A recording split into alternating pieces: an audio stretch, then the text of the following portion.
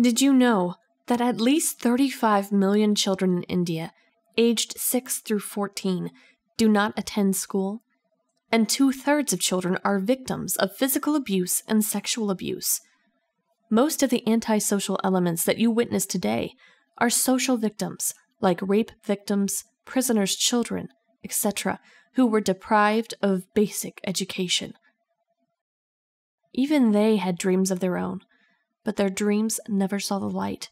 The day their dreams diminished, they found themselves on the wrong path as antisocial elements. But they were helpless. With this scenario, the future pillars of our nation don't seem to stand tall.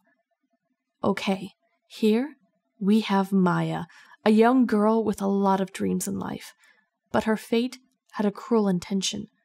She ends up being a rape victim at a young age. Now, these are the few possibilities how Maya's life could proceed. Either the harsh nature of the society taking advantage of her situation would force her to become a prostitute, or the criticism from society could lead her to commit suicide. And her dreams to live a respectable and responsible life would be diminished. Let's pause Maya's life for a moment. Is she even restricted to have her own dream? Does she have to be cursed and punished for no fault of her own? Well, we at Seed Reap's Educational and Charitable Trust feel her fate could be changed. We extend our hands to grab her diminishing dreams and tend to protect it. The dreams of these social victims are adopted and then nurtured with care and love. Now, let us resume the life of Maya with Seed Reaps. Seed Reaps motivates and encourages her to be a respectable and responsible person in the same society. She gets admitted in an educational institution through funds from Seed Reaps.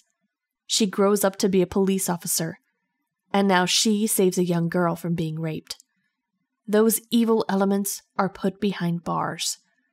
Now, just imagine how our society would be with a responsible citizen like Maya. A person who has experienced these pains would strive to uproot all the evil factions of the society. They know what that pain feels like, and that pain has made them strong enough to tackle any obstacles in their life. These social victims have suffered once, but it doesn't mean they have to suffer forever.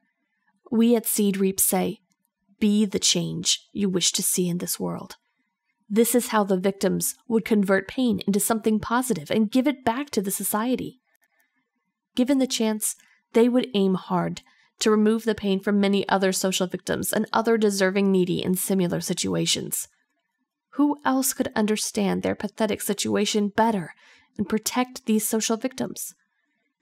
If we all could help in cultivating many deserving, needy, and social victims like Maya, a world without rape, child trafficking, child labor, and other evil crimes wouldn't be a dream.